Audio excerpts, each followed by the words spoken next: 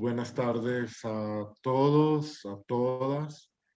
Mi nombre es Jeffrey Cedeño Marc, director de los posgrados de literatura de la Pontificia Universidad Javeriana en Bogotá.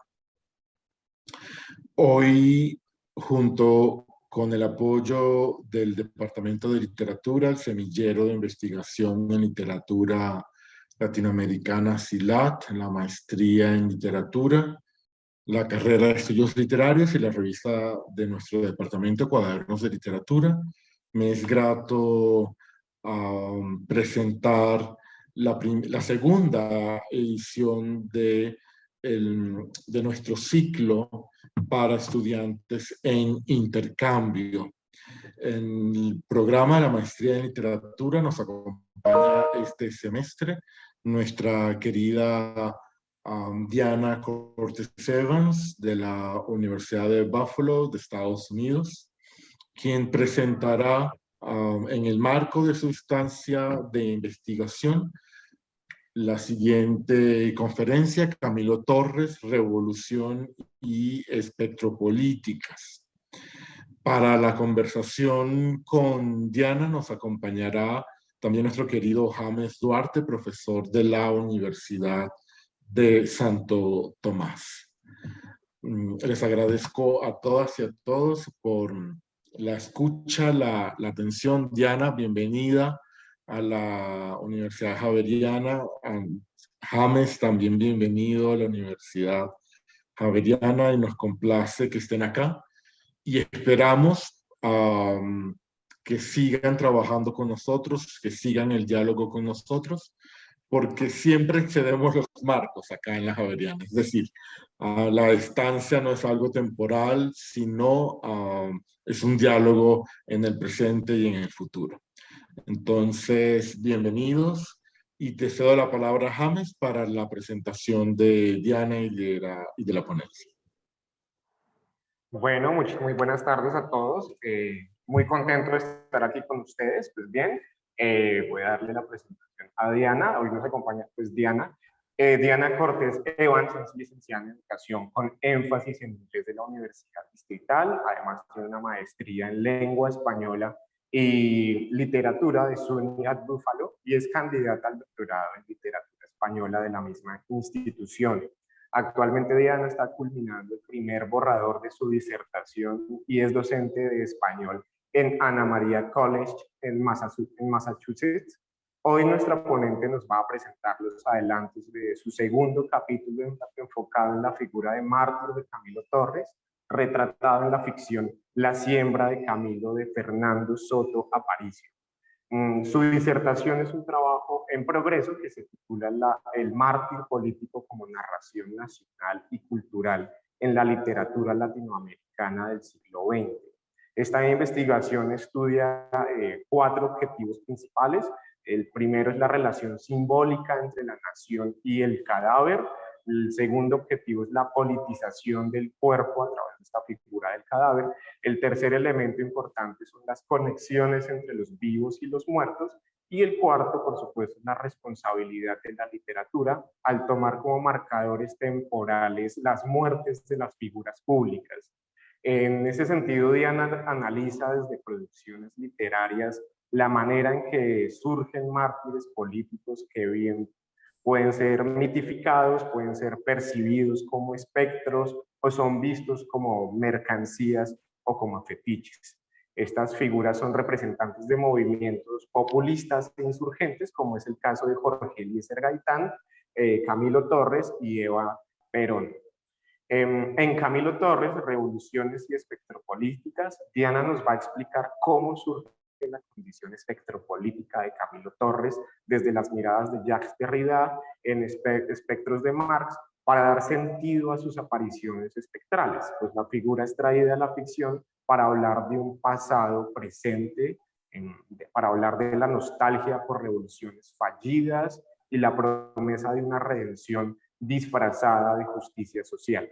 A su vez, Diana nos va a hablar desde corrientes filosóficas como la teología de la liberación y también desde la teoría de la dependencia, y nos presentará una lectura marxista de las ficciones y el rol de Camilo Torres en los movimientos sociales en Latinoamérica. Entonces, pues bien, bienvenida Diana, te escuchamos. Buenas tardes. Primero me gustaría darle un agradecimiento especial al profesor Jeffrey Cedeño, a la maestría de literatura de la Universidad Javeriana, y a ti, James, por acompañarnos hoy. Entonces voy a proceder a compartir mi presentación de PowerPoint. Y como James lo decía, estas son, ustedes pueden ver mi PowerPoint. Claro que sí. Sí, ok. Les voy a dar como una idea de algunas temáticas que estoy tratando en mi segundo capítulo, pero antes de adentrar a la lectura de la presentación, me gustaría un poco rápidamente explicar el trasfondo histórico de Camilo Torres, quien provenía de una familia de clase media alta liberal, y nace en un momento histórico bastante traumático, en un momento en donde la violencia bipartidista afecta a la nación, y en donde él es testigo de esas violencias estructurales mayormente visibles en las zonas rurales. Entonces esta guerra fratricida lo va a marcar en su pensamiento humanístico y activismo. En el 47, Camilo inicia sus estudios en Derecho en la Universidad Nacional, junto con Gabriel García Márquez, carrera que cambia por el sacerdocio. A sus 19 años ya estaba cursando su seminario cuando sucedió el 9 de abril, que este evento histórico también lo va a afectar en gran manera, y más adelante él va a reivindicar la figura de Jorge Eliezer Gaitán en sus manifiestos. La pobreza y la injusticia social siempre fueron un llamado para Camilo Torres, y por esta razón decidió ser sacerdote, como posteriormente inclinarse hacia el marxismo. En el 54 se ordena como sacerdote. Este año viaja a Bélgica porque gana una beca para estudiar sociología en la Universidad de Lovaina. Y durante este tiempo en Europa, Camilo está expuesto a un gran agite social y movimientos socialistas y obreros que estaban sucediendo en Europa. Son años bastante interesantes porque se están dando las independencias en países en África, India, así que todo esto le va a ir como alimentando este deseo de cambio de estructura. Él aparece como figura pública a finales del 50 y comienzos del 60, es decir, justamente cuando se da la Revolución Cubana.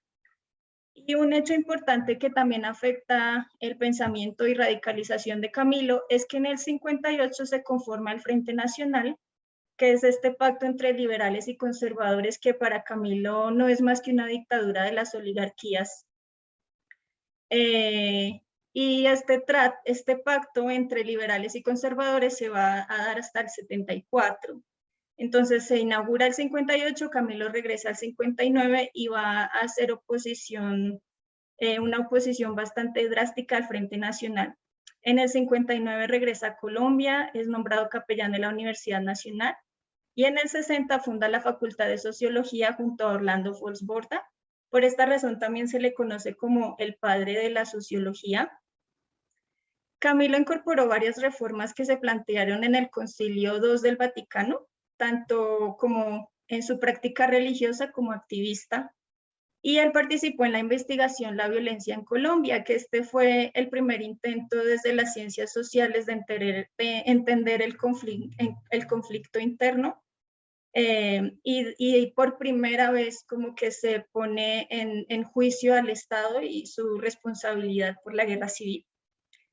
En el 65 Camilo renuncia al sacerdocio, está presionado por la iglesia, y ese año funda su movimiento político el Frente Unido, que como vemos el nombre como que nace en respuesta a ese Frente Nacional, y también su semanario en donde comparte su ideología política, lo nombra el Frente Unido. Bien, entonces ahora sí procedo a mi presentación. Camilo Torres se ha convertido en ícono revolucionario, mártir político, material subversivo y en una mitología que ha impactado a los movimientos sociales tanto en Colombia como en otras regiones en Latinoamérica. Su asesinato, al igual que los cometidos Ernesto Guevara y Salvador Allende, hablan de la imposibilidad de construir un marxismo latinoamericano. Torres aparece como figura pública durante finales de la década del 50 y comienzos del 60. El clima de inestabilidad interna que dejaron los años de la violencia bipartidista marcaron su trasfondo y formaron su concientización política. Su rol paradójico de sacerdote y sociólogo lo impulsó a romper con el binarismo ideológico que por décadas había separado a liberales de conservadores. Él propondría amalgamar visiones cristianas con elementos del comunismo y del socialismo en aras de construir una sociedad más humana. Así es como logra convertirse en un activista político importante, apoyado por los movimientos estudiantiles, el campesinado y las clases más marginadas de la nación. Torres veía la revolución como un deber cristiano y pretendía conciliar ideológicamente el cristianismo y el marxismo. Que no sé si aquí ustedes me pueden ver. Así que voy a compartirlo otra vez. Ok, ahí sí me pueden ver. Bien. Jacques Derrida hace una dedicatoria a Chris Hani en Spectres of Marx. Chris Hani fue un mártir político de Sudáfrica quien se oponía al apartheid, en la que invita al lector a no cosificar ni deshumanizar a los muertos, pues estos no deberían ser emblemas ni tampoco retóricas de abanderamiento o martirio. Sin embargo, bajo el umbral de la Guerra Fría en Latinoamérica, junto con los quiebres en la estructura sociopolítica interna, vemos que los muertos son sometidos a la arbitrariedad de la arena política de los vivos. Por medio del análisis de Derrida buscamos dar sentido a las apariciones espectrales de Camilo Torres en La siembra de Camilo, pues él es traído a la ficción para hablar de un pasado presente, de la nostalgia por revoluciones fallidas y la promesa de una redención disfrazada de justicia social.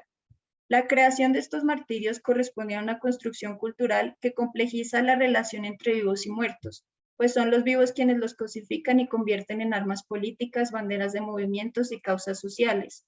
Asimismo, se problematiza la relación religión-política, ya que incluso la revolución se concibe desde los lentes de la religión. En su trabajo, Derrida se pregunta hacia dónde va el marxismo como corriente filosófica tras la materialización aparente de su muerte, con la disolución de la Unión Soviética y la caída del muro de Berlín en 1989. Según el autor, Marx ha muerto, así como el comunismo y sus esperanzas, discursos y prácticas. Por el contrario, el capitalismo y el libre mercado han logrado sobrevivir. De este modo, el autor busca dar sentido a la noción de espectro en el ámbito político, proponiendo neologismos como spectropolitics y hauntology, para ubicar en la historia y en el espacio al espectro. La cualidad espectral se caracteriza por no estar presente ni tampoco ausente, y nadie podría decir si el espectro testifica sobre un pasado vivo o un futuro vivo. El espectro siempre prometerá su regreso de manera prematura en un tiempo que él denomina como desajustado de lo contemporáneo. Según Derrida, el comunismo ha sido y permanecerá espectral, pues siempre se esperará su llegada. La muerte de Marx se manifiesta con el triunfo del libre mercado y el capitalismo en naciones con una base fundacional cristiana en su mayoría. Pero ¿cómo se mata al fantasma si ya no hace parte del espacio vital? Derrida afirma que el aspecto mesiánico es equiparable a las promesas del comunismo, la democracia e incluso la promesa emancipadora de la revolución, dado que todos ellos comparten un ideal de la utopía de justicia redentora que salvará a la humanidad. Y al igual que en la religión, hay una anticipación y espera de la llegada. Amalgamando la religión y la política, Derrida argumenta que la teología en general está fundamentada en la creencia en fantasmas y señala que así como el cristianismo tiene espectros, de igual manera la revolución. Es decir, que en momentos de revolución los vivos conjuran a los muertos y es así como se justifica el poder de los muertos vivientes. Además del neologismo espectropolíticas, me apoyaré en la teología de la liberación y la teoría de la dependencia para hacer una lectura marxista de las novelas y entender el rol de Torres en la política latinoamericana. Aunque Torres no supo de estas corrientes filosóficas, su visión del mundo iba apuntando a estas corrientes que ahora ayudan a entender mejor su caso excepcional y legado a los movimientos sociales. En primer lugar, la teoría de la dependencia o enfoque de la dependencia surge como un intento científico de entender la tragedia social latinoamericana. Fernando Enrique Cardoso y Enzo Faleto, en Dependencia y Desarrollo en Latinoamérica, analizan la naturaleza del capitalismo y la implicación inherente de la explotación a las clases sociales más vulnerables. Dado que la modernización de Latinoamérica ha sido un proyecto económico construido como consecuencia de la expansión capitalista del primer mundo, al ubicar la raíz del problema en la explotación de una clase social sobre otra, junto con la primacía del beneficio de la economía sobre el hombre, hace de esta teoría un legado del pensamiento marxista en la región. Según Marx y Engels en su manifiesto comunista, la industria moderna y los burgueses modernos son los directos beneficiados de las economías que han dejado los proyectos de colonización. Dichas élites han hecho de los países bárbaros y semibárbaros dependientes a los países civilizados. De igual modo, concluyen que la burguesía moderna no es compatible con la sociedad porque en lugar de alimentar al proletariado, se alimenta de él. Lo anterior aplica al desarrollismo en Latinoamérica, el cual sometió los recursos naturales y humanos a expensas de la explotación de proyectos capitalistas de las oligarquías locales y la influencia extranjera. El aparente desarrollo que ha experimentado la región durante el siglo XX se deriva de la expansión económica del capitalismo, reafirmando el poder hegemónico a diversos modos de imperialismo modernos. La teoría de la dependencia ha aportado a saberes claves en la concientización sobre los estados de opresión y la ineludible emergencia del activismo y movilización social en la región. La esencia del materialismo histórico, como lo explica Friedrich Engels en Socialism, Utopian and Scientific, radica siguiendo una lectura hegeliana en que la historia deja de estar sujeta a la metafísica. Engels explica que en la revolución capital, la producción se convierte en un acto social, usando la Revolución Francesa como ejemplo de la idealización que vino de la razón burguesa, equipara la injusticia de los sistemas económicos del feudalismo con la burguesía francesa, debido a que después de la revolución los estados modernos han supeditado la vida a expensas de la producción y la economía. El marxismo ha afectado y revolucionado en gran manera la relación economía-hombre y la lucha de clases en el siglo XX. Este cambio de paradigma, junto con eventos tremendamente traumáticos como la Primera y Segunda Guerra Mundial, han generado que incluso dentro de la Iglesia Católica sucedan grandes reformas como el Concilio del Vaticano II, el cual se realizó entre el año 1962 al 63. Dicho concilio presenta una preocupación por la situación global del mundo y el papel del hombre en su historia. El propósito central del concilio es pensar en un hombre nuevo, un nuevo humanismo en el que el sujeto sea responsable por sus hermanos y su historia. Los papas Juan XXIII y posteriormente Pablo VI convocan el Congreso con el fin de unir a la Iglesia como pueblo de Dios e incentivar el compromiso por la paz y la justicia social. Pablo VI incorpora una evangelización que incluya problemáticas reales como el hambre, la pobreza y la miseria. Es por ello que en Popolorum Progressio, el desarrollo de los pueblos, él veía el desarrollo humanitario como una manera de poner la economía a disposición del hombre y llega a justificar la insurrección y legitimar el uso de la violencia de los pueblos en contra de la tiranía, por una revolución justa que consigue la salvación en la tierra. La concientización de la Iglesia en la década del 60 se centró en el sufrimiento del tercer mundo, específicamente de excolonias europeas en regiones como Latinoamérica, África y la India. Simultáneo a estas discusiones que estaban tomando lugar dentro de la Iglesia, el caso de Camilo Torres reconfigura la labor del sacerdote y su muerte marca un antes y un después para los movimientos sociales, dando origen al movimiento camilista y a la teología de la liberación. Perdón, les comparto la siguiente diapositiva. Y voy a mover esto para que quede bien en la grabación. Aquí. El movimiento camilista fue dirigido por sacerdotes y estudiantes quienes se inspiraron en la labor humanística de Torres y se posicionaron frente a su asesinato y la situación estructural generalizada en Latinoamérica. En Argentina surge la revista Cristianismo y Revolución, y el movimiento Los Sacerdotes para el Tercer Mundo. En Colombia, el movimiento de los curas de Golconda, y en Chile, los Sacerdotes para el Socialismo, que este grupo político y clerical apoyaba la candidatura de Salvador Allende, y también la Iglesia Joven en Chile. El asesinato a Torres incluso afectó e influenció al padre Ernesto Cardenal, quien participaría años más adelante en la rebelión sandinista en Nicaragua.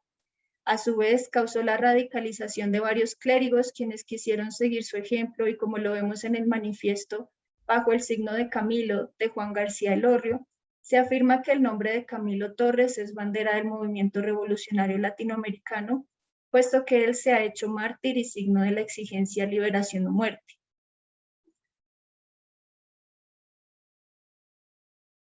Elorrio se afirma, Elorrio, que fue también un activista argentino, fundó la guerrilla urbana Comando Camilo Torres, la cual operó en Córdoba y en Buenos Aires entre los años del 67 al 70. De este comando saldrían los futuros líderes de la guerrilla de los Montoneros. Años posterior a la muerte de Torres se organizan la segunda y tercera conferencia del Consejo Episcopal Latinoamericano, las cuales tomaron lugar en Medellín en el 68 y en Puebla en el 79. Dichos encuentros fueron determinantes para que la Iglesia latinoamericana se pronunciara y en conjunto trabajara por el cambio social. La institución convoca a los países para enviar al 10% de sus efectivos a colaborar en Latinoamérica, y es así como desde España la Iglesia contribuyó con la obra de cooperación sacerdotal hispanoamericana OCSA. Entre el congreso que llegó a Colombia estaban los padres Manuel Pérez, Domingo Laín y José Antonio Jiménez. Estos tres sacerdotes aragoneses se vendrían a unir a la guerrilla del ELN en el 69. A pesar del levantamiento que estaba sucediendo dentro del ala progresista de la Iglesia, las jerarquías clericales en Colombia se mantuvieron en contra del comunismo, el socialismo y la revolución cubana. No obstante, la franja activista de la Iglesia argumentaba que el reino de Dios también incluía la vida terrenal y se organizó para movilizar a campesinos e indígenas en su mayoría, educándolos en sus derechos y utilizando la Biblia como herramienta para emanciparlos de la esclavitud al sistema económico. La teología de la liberación fue de gran impacto social, puesto que sus enseñanzas inevitablemente desencadenaron en subversión y en reto al statu quo. De hecho, el movimiento fue muy activo durante conflictos tremendamente traumáticos como las recientes guerras civiles de Guatemala y El Salvador. Samuel Silva Gotay, en Teología de la Liberación Latinoamericana, explora la teoría y teología de la Revolución de Torres desde la sociología de la religión, para explicar que el siglo XX ha sido un tiempo de desacralización en donde el hombre, incluso el religioso, cambia el paradigma sacralizado y determinado por una ley natural para hacerse autónomo y responsable de sí mismo y de su historia. De este modo surge una nueva interpretación entre la relación iglesia-mundo, en la que ninguna ley, estructura social o sistema económico puede considerarse estar impartido desde la divinidad, sino que es producto del quehacer político y social del ser humano. Silva denomina como un agente de cambio al nuevo clero que se aparta de velar por el interés del Estado y cuya preocupación priman las clases bajas y marginales. De esta manera, el autor señala que Torres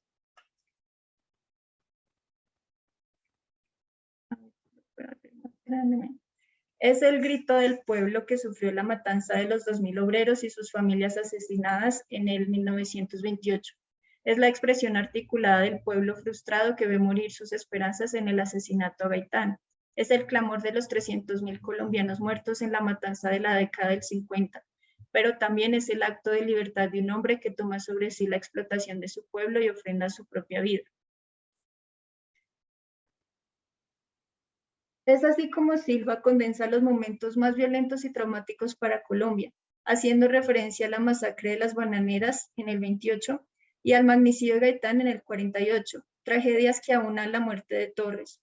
Por su parte, Gustavo Gutiérrez, sacerdote, teólogo y filósofo, quien fue compañero de clases de la Universidad de Lovaina de Camilo Torres, recuerda en Teología de la Liberación que en la Latinoamérica de los 50 el desarrollismo y la explotación de las materias primas fueron procesos que incrementaron la condición de dependencia económica de las potencias. La economía de enclaves en industrias agrícolas y mineras fue un sistema ineficaz que produjo mayor desigualdad social y a su vez promovía la deshumanización de los trabajadores. Adoptando el motor que impulsaba Torres, el amor eficaz, Gutiérrez hace hincapié en la necesidad de la praxis para servir al prójimo y de esta manera servir a Dios. Adicionalmente, asegura que la fe en Dios requiere una respuesta de amor, la cual se comprueba con el amor al prójimo, por medio de un signo de los tiempos, nombre dado desde el Concilio II a la acción como llamado, el cual conlleva a la liberación. Para entender el rol del hombre en la historia, Gutiérrez también acude a la postura hegeliana que da al hombre agencia en la historia, y es precisamente esta agencia que lo emancipará. Por ende, el teólogo llama a un antropocentrismo cristiano en el que Dios haga parte del mundo terrenal, en lugar de estar fuera de él. La teología de la liberación es la relación entre la emancipación del hombre a nivel sociopolítico y económico y el reino de Dios. En consecuencia, Gutiérrez simpatiza con los postulados de Marx en señalar que el comportamiento del hombre está condicionado por las estructuras sociales y de ahí la necesidad de modificar al hombre y a la estructura para lograr la salvación con sistemas más humanos. Gutiérrez propone una teología que sea una reflexión crítica de la praxis histórica, que libere y transforme la historia de la humanidad, que se abra la protesta ante el despojo y la dignidad. La ética de la teología de la liberación se basa en un diálogo entre la Iglesia y el marxismo como una opción para desarraigar violencias estructurales, las cuales son vistas como un pecado. Acudiendo a la Biblia, Gutiérrez amonesta recordando que, según el apóstol Pablo, el cristianismo es la transformación del hombre viejo al hombre nuevo, del pecado a la gracia, de la esclavitud a la libertad. De esta forma se amalgama el ideal del hombre nuevo socialista con el hombre nuevo cristiano. La siembra de Camilo se inspira en la historia de vida y muerte de Camilo Torres. Allí se exponen las percepciones de los personajes por la pérdida de la figura y se le aunan aspectos de la nación y del pasado. En efecto, la siembra cumple una función romantizadora y legitimadora frente a la revolución, mientras que se entrecruzan aspectos religiosos como la fe, el milagro y el sacrificio con la revolución, y en donde el mundo ficcional se concibe desde los lentes de la cosmovisión cristiana. Florentino, el protagonista, es movilizado por las ideas de Torres. Él es un ciudadano marginal quien sufre una concientización de su opresión social. La historia de Florentino se narra en paralelo con el auge activista y final trágico de Torres. La obra se posiciona de manera empática frente a la Revolución colombiana y la labor del guerrillero en América como hombre nuevo. Su título es una metáfora que describe la expansión ideológica de Torres como semillas que se depositan en otros. En los primeros capítulos se entremezclan con la ficción aspectos biográficos de la vida de Torres y su voz viviente se manifiesta a lo largo de la novela, puesto que Soto fusiona su ficción con algunos de los manifiestos políticos más importantes del activista, con la finalidad de rememorar la situación sociopolítica de la nación y justificar la subversión de Torres. De esta manera, Soto entreteje las dos historias, desarrollando un destino trágico para ambos, ya que sucumben al sacrificio de entregar la vida por una causa social. Torres y Florentino mueren como guerrilleros, pero aún así logran trascender en la ficción como revolucionarios y mártires.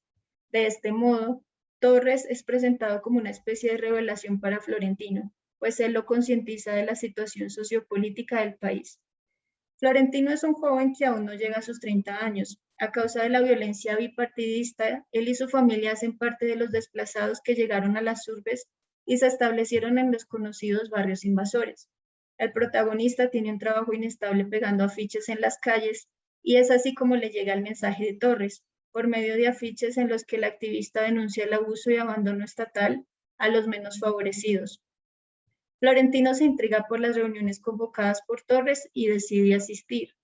Cuando él ve y escucha a Camilo, se contagia de sus ideas y preocupaciones. Prontamente, Florentino se une al movimiento político de Torres, el Frente Unido, y vende copias del semanario en las calles. En una ocasión, el protagonista es llevado al calabozo por poseer el material subversivo de Torres y allí se encuentra con estudiantes universitarios, seguidores del mismo, y quienes perciben su concientización como un milagro, el milagro de convertirse en un hombre nuevo para la revolución. Uno de los estudiantes comenta en la celda, abro comillas, Camilo ha dado un gran paso que ha sacado a Colombia del marasmo, del pánico en que la dejó sumida al asesinato de Gaitán, pero nos falta mucho para estar maduros. La mayoría del pueblo sigue sumida en la ignorancia política y el gobierno no le interesa educar. Cierro comillas.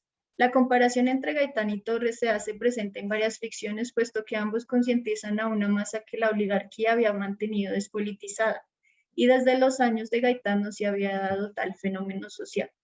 En una oportunidad, Florentino y Teresa, su novia, deciden asistir a una reunión convocada por Torres en el barrio Tonjuelito. El activista no está presente en esta oportunidad, pero un hombre le dedica el poema El hombre de fusil. El hombre de fusil está luchando para hacer realidad el mundo mismo. Su prodigiosa voz viene sonando y alzándose del borde del abismo. Pelea cuerpo a cuerpo con el hambre, esa loba fatídica e histérica. Los hombres de fusil son un enjambre, diseminado por la piel de América. Hombres hechos del barro americano, de la escoria que nace de las minas, del sudor proletariado y cotidiano, del agua que resbala en las esquinas. El hombre de fusil no tiene nombre, tiene nomás su voluntad de lucha. Junto a él cada voz es otro hombre que una doctrina de justicia escucha. Y ese hombre va a la muerte, quizá piensa ya al borde del profundo precipicio, que nacerá una llamada inmensa, alimentada por su sacrificio. Piensa que si no vive el mundo nuevo, alzado con su sangre y sin su gloria, otras generaciones de relevo vivirán otra etapa de la historia. Al hombre de fusil solo le importa ese mundo que sabe que no alcanza. Piensa sin duda que su vida es corta y en cambio es permanente la esperanza. Y así, odiando la muerte, va a la muerte, amando así la paz, hace la guerra, para cambiar la vergonzosa suerte de los desheredados de la tierra. Al terminar el poema, todos los asistentes gritan a una voz: Camilo, Camilo, Camilo. En el hombre de fusil se justifica el levantamiento en armas para vencer el hambre y la explotación del hombre en beneficio de la economía. Este poema es un canto y una epopeya al hombre nuevo de América, al hombre guerrillero. El canto contiene elementos premonitorios al predecir el final de Torres, cuya muerte será el sacrificio que está dispuesto a afrontar cuando se convierta en el hombre de fusil, en el hombre nuevo, el cristiano y el marxista, en el hombre de la paz y los desposeídos de la tierra, movido por una causa social que condensó en su visión del amor eficaz. Florentino encuentra en las instalaciones del Frente Unido un fragmento de un manifiesto de Torres y lo memoriza. De esta manera, la siembra de Camilo da cuenta del amor eficaz como método revolucionario para Torres. Cito. Es decir, esta cita la tomé de la novela, pero Soto la tomó de un manifiesto de Torres. Si la eficacia del amor al prójimo no se logra sino mediante una revolución, el amor al prójimo debe considerar la revolución como uno de sus objetivos. Y si en esta revolución se coincide en la acción, en la práctica con algunos métodos y objetivos marxistas, leninistas, no es que los marxistas se vuelvan cristianos o los cristianos marxistas, sino que se unen para la solución técnica de los problemas de la mayoría de los colombianos, y que esta solución debe ser permitida no solo para los católicos, sino obligatoria para el sacerdote. Fin de cita. Soto incorpora un fragmento del manifiesto de Torres y en este caso Florentino memoriza este pasaje en el que el amor al prójimo es para Torres ley tanto para el principio cristiano como para el marxista. Florentino entiende lo imperativo de integrar el marxismo a una revolución cristiana y finalmente condensa de que se trata del amor eficaz para Torres, yuxtaponiendo la figura de Torres con la figura de Cristo. Cito. El sacerdote es un predicador, un misionero, un crucificado en potencia. Está listo a que le den latigazos y lo claven contra una cruz. No importa que no sea de madera, la cruz puede ser interna, se le puede atacar en lo que más ama, se le puede combatir violentamente, pero existe el sacerdote en el medio latinoamericano. Es una víctima que se ofrece en sacrificio para que se entienda cabalmente lo que Cristo denominó amor al prójimo. Fin de cita. Florentino, al equiparar a las dos figuras, vaticina que Torres es un mártir en potencia. A continuación presentaremos algunos fragmentos de los manifiestos de Torres para explicar en qué consistía su propuesta sobre el amor eficaz, concepto clave del que se apoyaría años más tarde la teología de la liberación. En Mensaje a los comunistas, manifiesto publicado el 2 de septiembre del 65 en el Frente Unido, Torres declara: Yo he dicho que soy revolucionario como colombiano, como sociólogo, como cristiano, como sacerdote. Considero que el Partido Comunista tiene elementos auténticamente revolucionarios y por lo tanto no considero ser anticomunista ni como colombiano, ni como sociólogo, ni como cristiano, ni como sacerdote. Mi papel como sacerdote, aunque no esté en el ejercicio externo, es lograr que los hombres se encuentren con Dios.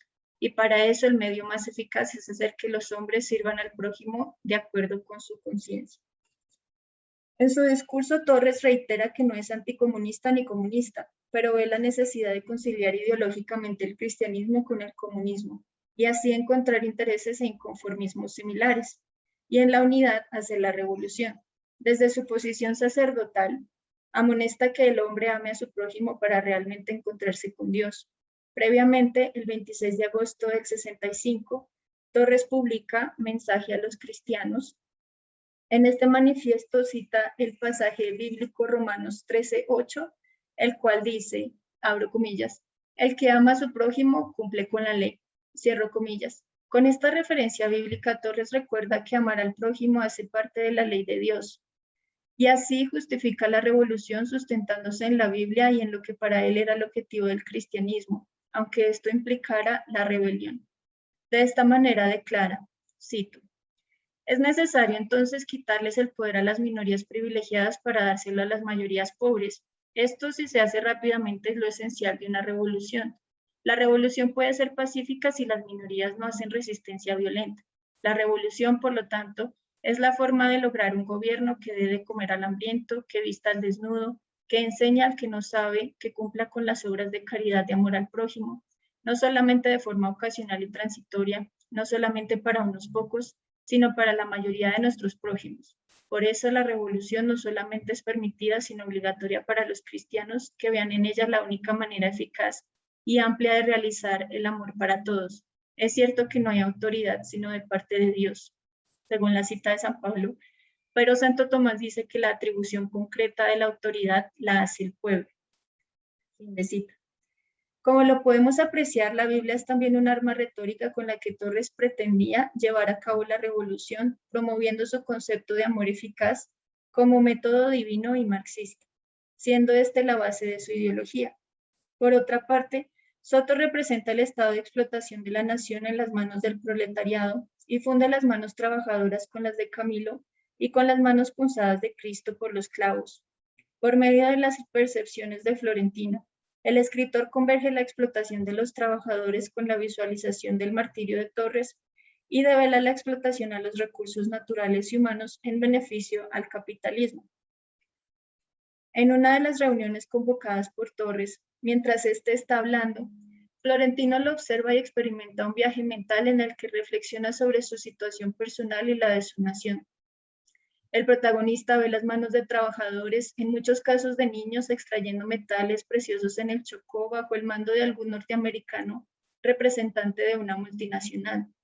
Además, recuerda el sufrimiento de la Colombia olvidada, compuesta por hombres, mujeres y niños marginales quienes comparten el sufrimiento de gentes pobres provenientes de barrios como el suyo. Del mismo modo, el narrador menciona recursos como esmeraldas, salinas, carbón, hierro, maíz, papa, caña de azúcar y cafetales que suplen a un mercado mundial, mientras que se explotan a sus gentes para su producción.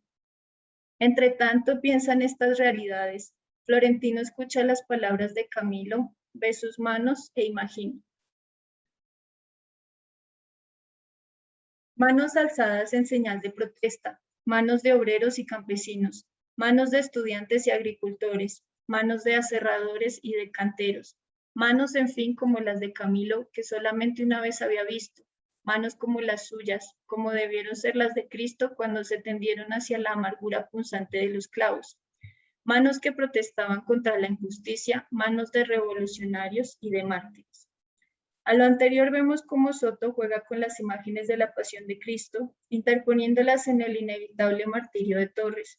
El sacerdote es comparado al cuerpo martirizado del Hijo de Dios por denunciar las injusticias del capitalismo, el cual esclaviza al proletariado. De este modo, el martirio pasa de pertenecer al campo religioso al político cuando se implementa para retar al statu quo. es decir, que la ideología y valores de la religión ocupan un lugar en la esfera política secular que desplazan lo sagrado. La estrategia del autor le permite dar sentido a la violencia estructural y persecución política a Torres en el imaginario de los personajes y del mismo narrador. Cuando Florentino se entera que Torres se ha unido a la guerrilla del ELN, el protagonista ve la imagen del cura guerrillero y sufre un viaje mental en el que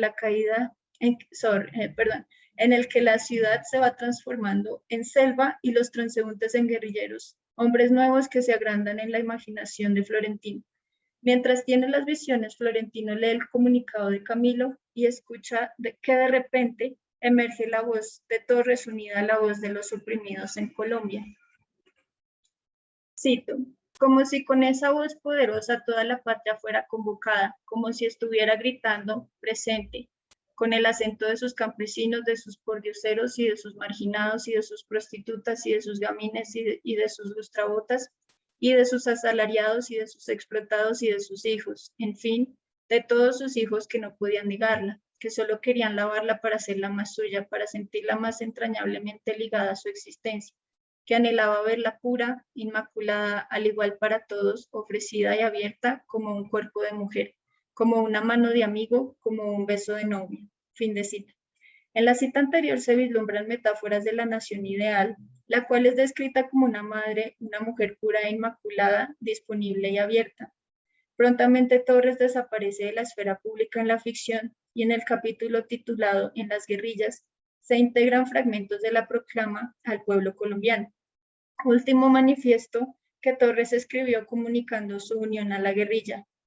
Florentino se entera de la incorporación de Torres al grupo armado en los periódicos y ve la imagen de Torres con su barba crecida, su uniforme y equipo de guerrillero puesto. El protagonista entra en una especie de trance y se van perdiendo las imágenes de su exterior, mientras que se amplifica la imagen de Torres. Asimismo, las estructuras de la ciudad son reemplazadas por la selva, las montañas, los arroyos. Cuando se anuncia la muerte de Torres en la ficción, el narrador relata, cito, y ya Florentino Tierra sabía que Camilo continuaría vivo, que su muerte le garantizaba la inmortalidad, que no se perderían sus ideas, que seguirían comentándose, estudiándose, que se agitarían, que despertarían definitivamente al pueblo de su trágico letargo, que constituirían las bases para un mundo futuro, para una sociedad igualitaria, para dar a cada cual de acuerdo a sus necesidades y exigirle conforme a sus capacidades, porque Camilo asesinado era un reto a Colombia, a América, al mundo entero. En la siembra de Camilo, Torres muere para vivir y se le garantiza una trascendencia y una vida política póstuma. La muerte de Torres moviliza a Florentino para unirse a las guerrillas y con determinación decide convertirse en el hombre nuevo, el hombre guerrillero. Más adelante el narrador interpola las figuras de Torres y Florentino con la de Cristo, al describir que en la caída de Florentino también se escuchó la música del Calvario, interpretando sus muertes como crucifixiones para exaltar la injusticia cometida a estos. En la siembra, Camilo hace del Cristo que trae el mensaje revolucionario de salvación y Florentino de un discípulo que sufre una transformación ideológica y en quien se da el milagro de la subversión. Entonces aquí presento dos imágenes de Camilo ya con su traje de guerrillero y la foto de la derecha es una vez lo fusilan, los oficiales le toman esa fotografía y procedo a concluir.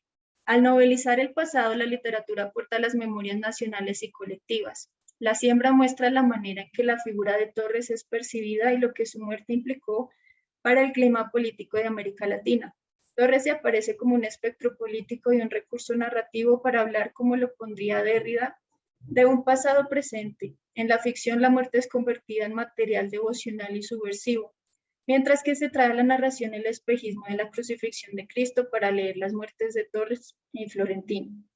La siembra se inspira en el caso Camilo Torres y se convierte en un medio para reflexionar sobre la nación, estableciendo una relación intrínseca entre Torres y Colombia.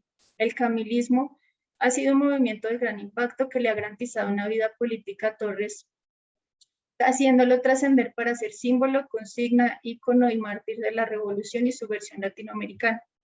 Aunque hoy se le ha asignado un rol pionero y póstumo en la teología de la liberación, la figura de Torres ha estado sujeta a la arbitrariedad del ELN y estos han explotado la figura mítica de Torres, promocionándolo como uno de sus primeros hombres caídos y mártir revolucionario.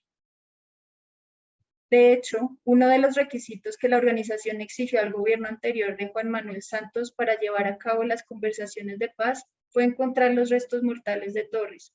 El mito de Camilo Torres y sus restos desaparecidos representan una herida y un capítulo abierto para la nación colombiana, pues él quedará encapsulado en la historia del siglo XX como un fantasma político que habla del ideal de liberación y la historia de insurgencia en Colombia. Y para cerrar la presentación me gustaría compartirles 3 frases de Camilo. El deber de todo cristiano es ser revolucionario y el deber de todo revolucionario es hacer la revolución. Los marxistas luchan por la nueva sociedad y nosotros los cristianos deberíamos estar luchando a su lado.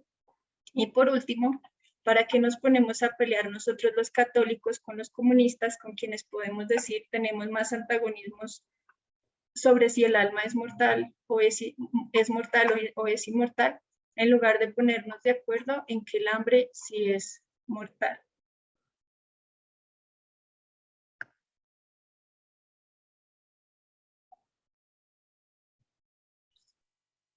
Muy bien, muchas gracias Diana por tu intervención. Ya podemos charlar, ¿cierto?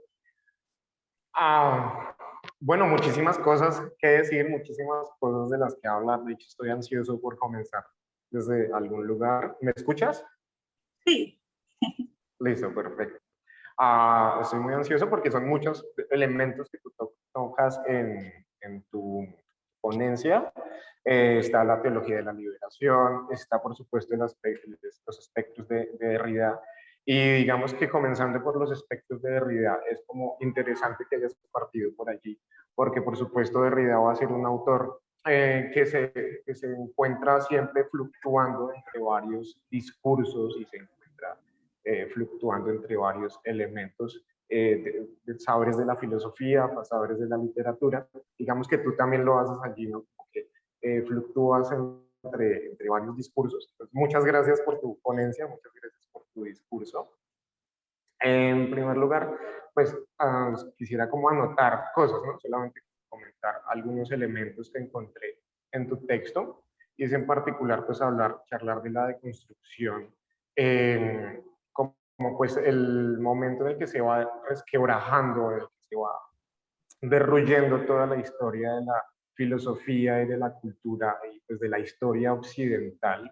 Ello, por supuesto, a partir de Sócrates y Platón, que nos van a plantear como estas categorías que Derrida habla, pues de la presencia, de la historia de la metafísica, que establece, por supuesto, que toda nuestra estructura del pensar y toda nuestra estructura del ser se establece a través de ciertos binomios categoriales o polos que nos van a dar, por supuesto, una postura positiva y una postura negativa. Y allí digamos que tú haces jugar el elemento del espectro para hablar de la figura del mártir, y eso pues nos está, digamos, desestabilizando esa estructura entre el pasado y presente. Tú lo dices muy bien allí en tu ponencia, que la figura del mártir nos va a hablar de un pasado que aún es presente. Entonces entiendo en tu texto la figura del mártir tiene todas estas características. En primer lugar, que la figura del mártir se somete a una voluntad exterior, a un orden que lo sobrepasa y que lo juzga, y entonces la misma figura del mártir intenta conmover esta figura, este status quo, y lo intenta conmover a través de su propio dolor o a través de su propio suplicio. Y en ese sentido, digamos que hay un primer elemento cual está operando digamos, este tambaleo de estos binomios, porque se supone que el suplicio en particular es como un elemento que se da al interior del poder y que tiene como finalidad teatralizar el castigo o dar un mensaje al pueblo. Es digamos, es el lugar de una demostración del proceso penal y del proceso de consecución de la verdad que se hace cuerpo, pero en este caso digamos que se subvierte el elemento.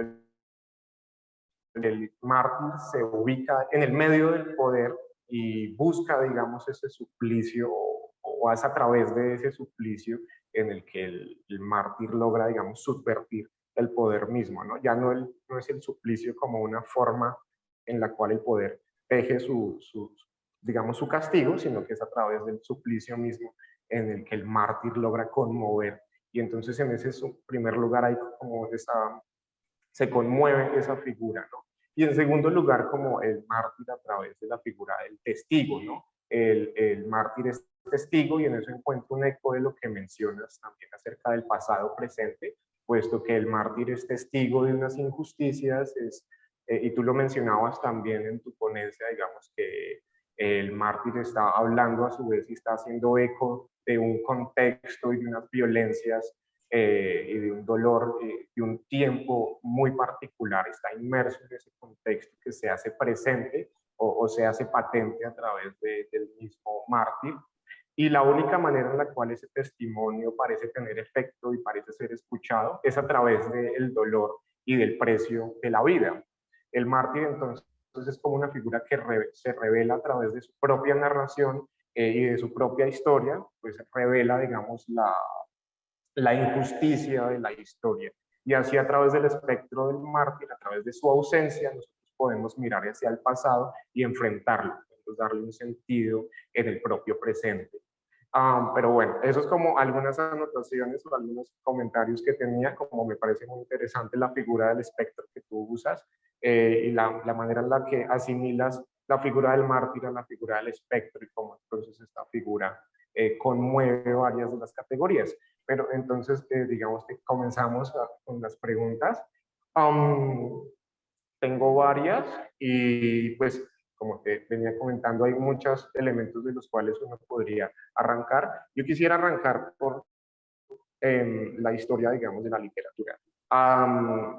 La siembra de Camilo, en primer lugar, tú eliges este texto, supongo que por su carga contextual, su carga histórica, pero quisiera saber también cuáles fueron los dispositivos de reproducción de la obra, es decir, la novela, por supuesto, deja de ser solamente la voz del autor y, digamos, cala de una manera en particular frente a un público. Quisiera saber cuál es esa manera, la recepción que tiene el público acerca de esta obra, cuál es la respuesta del gran público y de los críticos frente a esta obra, cómo fue recibida, cuál fue la respuesta de los lectores en ese momento en particular, ¿no?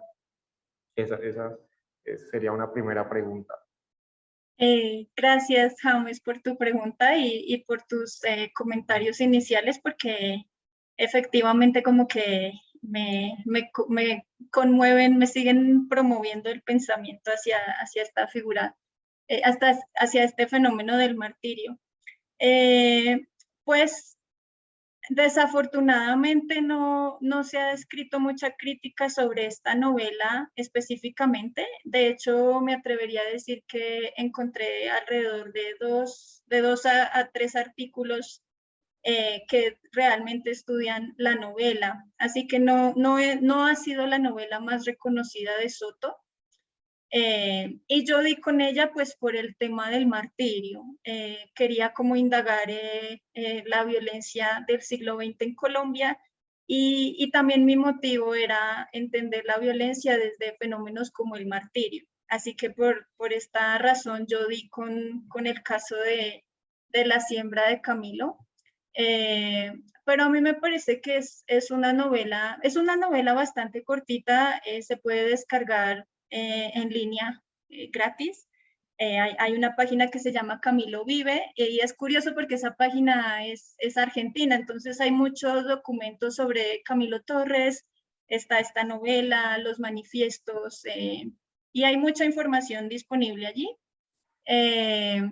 Pero a pesar de ser una novela como en su trama tan sencilla de entender, me parece una novela bastante, no sé, como cruda en el sentido de contar tantas realidades, pues desde la ficción, inspirarse en la muerte de Camilo Torres y luego contar la historia no solamente de Camilo Torres, sino de Florentino, que es un personaje oprimido pero que típicamente las obras de Soto toman a este personaje oprimido, un ser marginal, y lo hace protagonista de las ficciones y le da una especie de... lo enmarca en un tipo de héroe, como que se logra una emancipación. Y desafortunadamente la emancipación de Florentino se logra con su muerte. Entonces, pues lo que me he encontrado de la crítica sobre la siembra de Camilo es, han tratado de estudiar o de identificar el aspecto biográfico de Camilo Torres, porque sí, uno lee en paralelo el caso excepcional de Camilo Torres y luego la novela, y hay muchos puntos en contacto, así que es un intento como de democratizar esa historia de Camilo Torres al público. Pero pues ojalá más personas la lean y más personas la comenten para seguir pensando en estos conflictos colombianos y latinoamericanos. Bien, perfecto. Yo alrededor de esto que acabas de mencionar también, digamos, tengo otras inquietudes. En particular, me surge una. Tú estás indagando sobre una novela que escribió en el 71. ¿En qué años es? 71, ¿sí? Por supuesto, en este momento, tú también has mencionado que Florentino intenta indagar, o bueno, la siembra de Camilo, y a través de la figura de Florentino, pues intentamos indagar o consolidar una memoria nacional. Estamos indagando en cómo esta figura del mártir contribuye a crear esa memoria nacional y ese relato de nación. Y por supuesto, cuando hablamos de este periodo de los 60s, los 70s, y al hablar de literatura latinoamericana del siglo XX, por supuesto, digamos que es imposible no hacer una mención del boom latinoamericano, dado que en este momento es como que es un momento en el que surge y es, digamos, mucho más vista a nivel global la literatura latinoamericana. Entonces es difícil dar también algunas menciones de lo que es el boom con exactitud, pero se podrían mencionar algunas características genéricas, y en primer lugar está su alto contenido político o social y su problematización de la historia particular. Digamos que vamos a retomar una línea de la literatura latinoamericana en la que esta literatura intenta dar una narración o dar una explicación o dar una respuesta a la pregunta por la esencia o la identidad latinoamericana. Y allí hablamos también de elementos como la angustia mestiza. Encontramos elementos de si se deben narrar de una manera regionalista o si vamos a tomar elementos cosmopolitas, y entonces digamos que son elementos que narran autores como Irlemar Ciampi, Martín Echevarría. Entonces mi pregunta en particular con respecto a este arco de la literatura latinoamericana que intenta narrar acerca de la esencia o del ser latinoamericano, bueno, ¿cómo se ubica esta novela allí? ¿Cómo se ubica la siembra de Camilo en este arco grandísimo de búsqueda de esa identidad latinoamericana? ¿Cómo se ubica esta novela dentro de este panorama en particular? Porque uno de los problemas que estás trabajando es acerca de la construcción del relato de nación, ¿no? Y de la relación simbólica entre nación y cadáver. Entonces, esa sería como mi pregunta. Bueno, pues los anclajes de la siembra con el boom pienso que se hacen evidentes con estas temáticas sociales y políticas que tal vez Soto no maquilla y no pone tanta carga como en otras obras tan representativas del boom, pero él las manifiesta. Y algo que me parece también curioso es que la obra se publica algo más de 10 años de la Revolución Cubana y como 5 años después de la muerte de Camilo Torres. Entonces todavía es un momento en que el contexto sociopolítico está enmarcado dentro de la Guerra Fría y de estos levantamientos, sublevaciones que se están dando en toda Latinoamérica, pero a su vez también empiezan a surgir tensiones dentro de los mismos intelectuales, de quienes están a favor de esta revolución cubana y quienes están en contra. Y aunque en la siembra de Camilo Soto no manifiesta como una posición frente a la Revolución cubana, yo pienso que toda la obra está como conservando una ilusión de la Revolución colombiana, de lograr una Revolución colombiana, y por eso este romanticismo al hombre nuevo, al hombre guerrillero, y el romanticismo a la muerte de Torres como posible material a los movimientos sociales que se van a levantar. Pero claro, estamos hablando de un momento en que Soto no sabía qué iba a pasar con el ELN y con este conflicto de guerrillas en Colombia. Entonces eso por ese lado en cuanto al momento del boom y pues paradójicamente lo que decía con tu pregunta anterior, la siembra no logra esa atención y comercialización que sí lograron las obras más representativas del boom. Y en cuanto a la construcción del relato de la nación, pues sí, yo también pienso que este proyecto literario de Soto pretendía reflexionar sobre la nación, una historia de despojo, una historia de opresión, eh, con una intención de concientizar, como que lo veo más como con proyectos e intereses, digamos, estilo Paulo Freire, sí, la pedagogía del oprimido y como va más hacia esta intención de la concientización, eh, que digamos, querer esta atención internacional que recibió el boom en ese momento. Y pues reflexionar sobre la nación colombiana a través de la muerte de Camilo Torres es también regresar a la muerte de Gaitán, que también se menciona en la siembra de Camilo. Y sí, definitivamente hay un lazo simbólico que lo hace por medio de metáforas en donde contrapone la figura de Camilo Torres con la figura del oprimido y como la herida de la nación, ¿no? No sé si he contestado tu pregunta. Ok, perfecto. Creo que sí, creo que sí. Hay entonces como los lazos con el boom latinoamericano y con algunos otros autores también de la teología, de la teología de la liberación.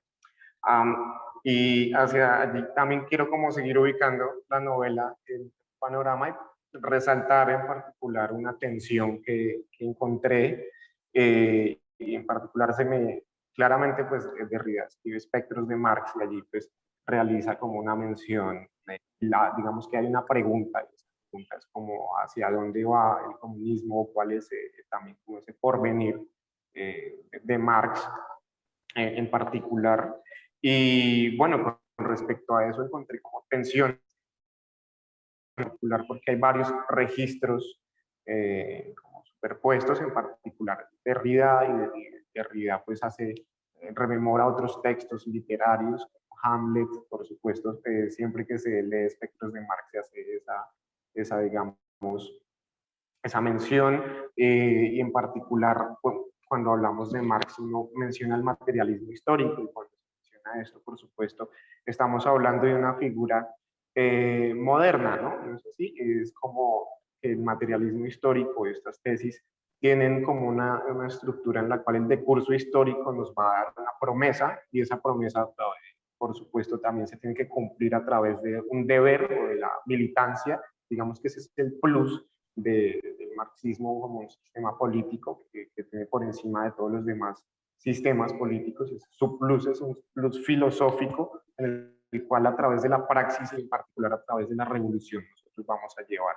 como al cumplimiento de este devenir histórico que hay en una estructura dialéctica, y pues por supuesto la manera de hacerlo es a través de la violencia, ¿no? Y tú lo has mencionado en alguna parte de tu texto, digamos que hay una justificación de la violencia dentro de este discurso histórico para lograr cumplimentar el destino. Por su parte, Derrida, en algunos textos, pues va a plantear que es como si no hubiese este origen, no estuviese esta estructura metafísica de la historia, por supuesto porque no hay un origen, tampoco hay una meta, y eso nos, digamos que, por supuesto son etiquetas, cuando habla de la modernidad y de la posmodernidad, como que hay una dimensión del pensamiento que se pierde ahí. Sin embargo, en esta estructura modernidad y posmodernidad, según la cual la posmodernidad no apela a esta estructura de la historia como cumplimiento de una promesa y esta estructura mesiánica, ¿cómo reconcilias estas dos lecturas aquí en tu tesis? ¿Cómo logras reconciliar una estructura mesiánica de la historia con un autor que al principio parece no abogar por una estructura de la historia y en la cual, por supuesto, no habría un mesianismo? ¿Cómo se mantiene, cómo se resuelve esta tensión? Me estás preguntando qué contraste esta postura derridiana con Soto o con la teología de la liberación. Con Soto, y además, digamos que es difícil separar allí, por supuesto, porque en Soto y en la novela La Siembra, pues está presente también la teología de la liberación, que es lo que me conecta con esta percepción de la historia mesiánica. Pues yo pienso que la promesa mesiánica de la obra es esta ilusión de lograr la revolución colombiana. Y sí, de alguna manera él como que sacraliza la muerte de Camilo Torres, como que lo maquilla esta muerte con, como tú decías, como que la teatraliza con una crucifixión de Cristo y con la pasión de Cristo.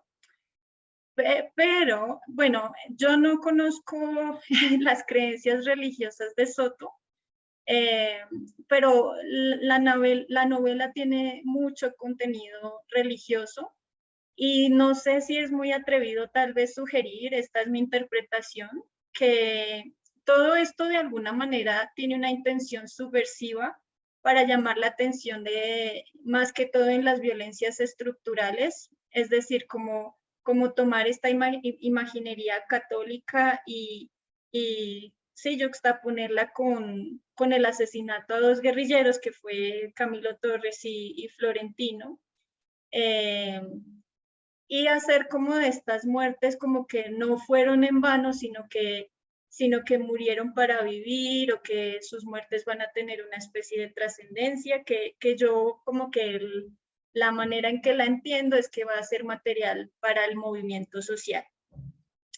Y lo curioso también quería mencionar, hay una canción que se le compuso a Camilo Torres, la compuso Daniel Biglietti, y es mayormente conocida bajo la interpretación de Víctor Jara, se llama Cruz de Luz.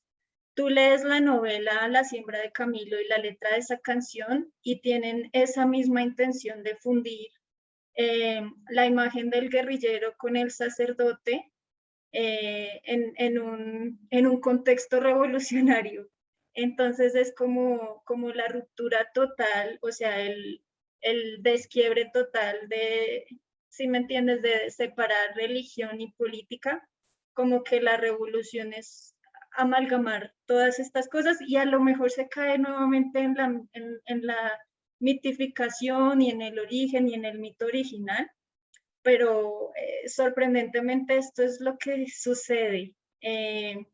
Otra posibilidad que también me he planteado es que a lo mejor ellos buscaron contar esta historia de Camilo Torres teniendo en cuenta y respetando también sus creencias religiosas, porque para él nunca dejó de ser un sacerdote, aunque la iglesia lo destituyó, pero tal vez para crear un diálogo con la cultura popular y contar una historia que para la cultura popular pudiera ser legible.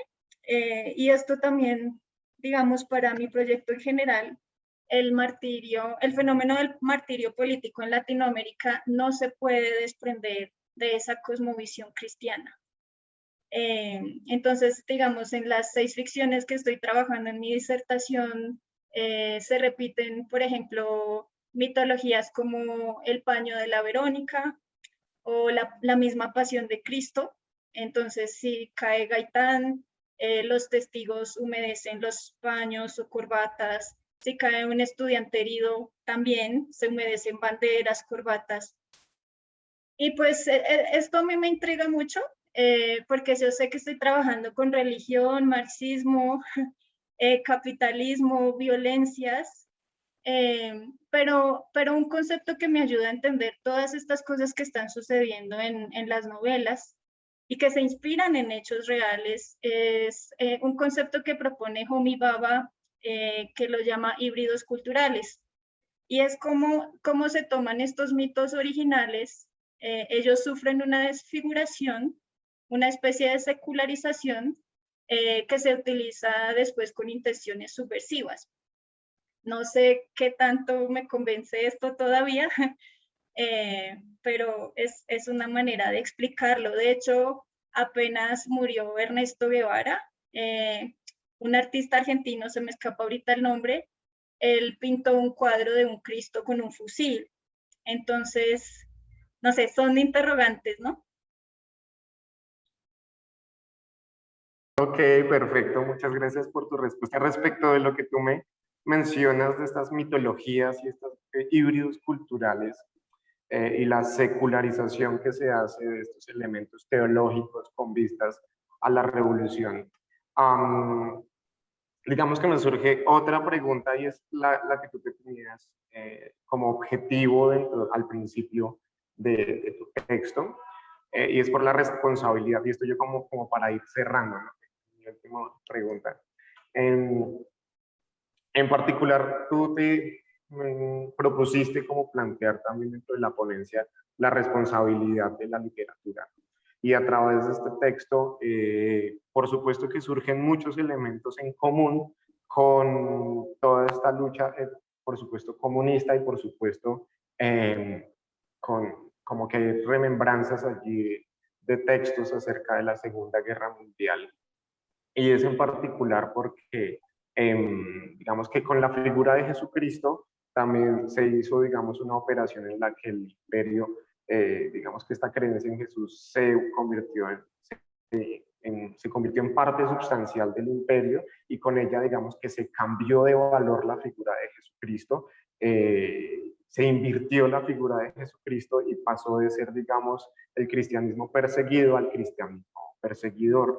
También me surgen otras remembranzas, en un momento en el que Habermas va a plantear un diálogo con los jesuitas, no recuerdo eso en qué entrevista está, pero en este diálogo les pregunta que cómo hacer para que los jóvenes, para que haya como una mayor motivación hacia los temas políticos, y pues en esta conversación los jesuitas le mencionan pues que esa propuesta ya se la habían hecho particular desde el Imperio Romano, y pues es que esa, digamos, fusión entre lo religioso y lo político les costó muy caro, ¿no? Es una mezcla bastante peligrosa.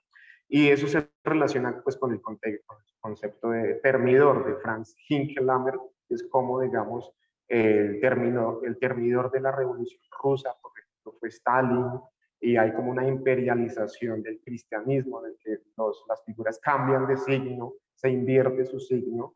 Y entonces mi pregunta acerca en concreto es pues por esta mención de la responsabilidad de la literatura, puesto que La siembra de Camilo es un texto que está trayendo y que está idealizando, digamos, la toma de armas o digamos, la praxis de la militancia, por supuesto. Y entonces allí vamos a encontrar como problemas, dado que, digamos que nuestro contexto en particular es un contexto que está, digamos, en diálogos de paz, está intentando dejar este camino, digamos, de la violencia. Entonces, la pregunta en particular es si podemos encontrar una propuesta ética vigente a partir de la siembra de Camilo.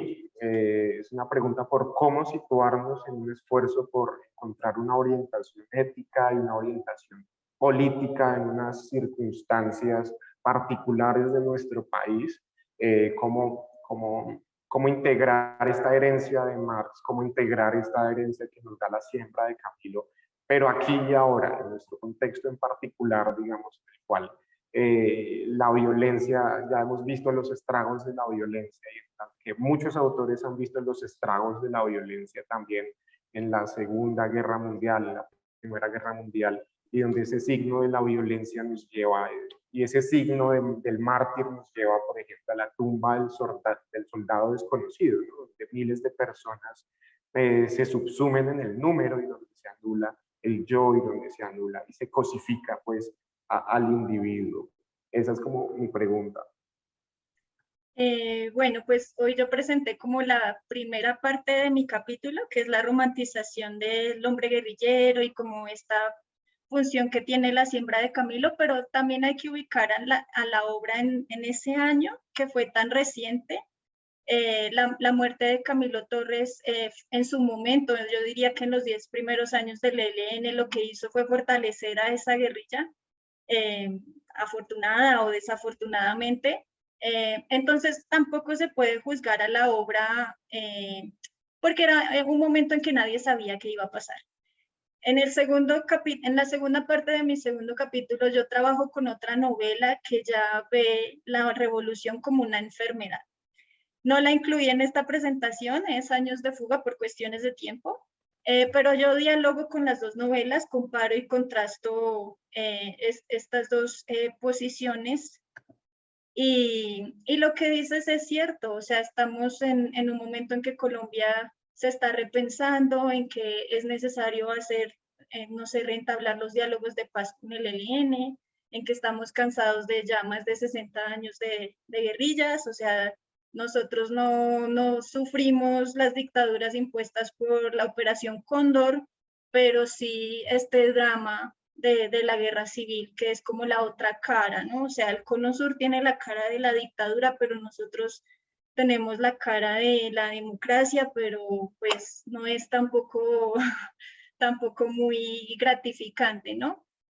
Entonces yo diría que las novelas, o el grupo de novelas que yo estoy estudiando, que se inspiran en estos casos de mártires o en estas muertes como una excusa para crear una historia ficcional.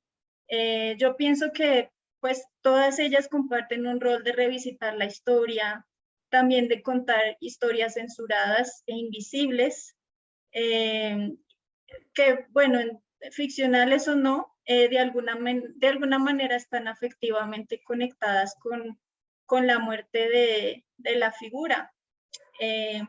Y pues no, o sea, una frase que me impacta mucho que dice Jacques Derrida es que para él lo peor del duelo es superar un duelo y no saber dónde están los muertos. Y la figura de Camilo Torres es aún vigente en la medida en que sus restos mortales están desaparecidos, están en la clandestinidad y en el hecho que el Estado mismo tampoco ha saldado cuentas con ese pasado. Entonces aquí están las ficciones como recordándonos de estas cosas también y violencias estructurales que fueron tan traumáticas para Colombia.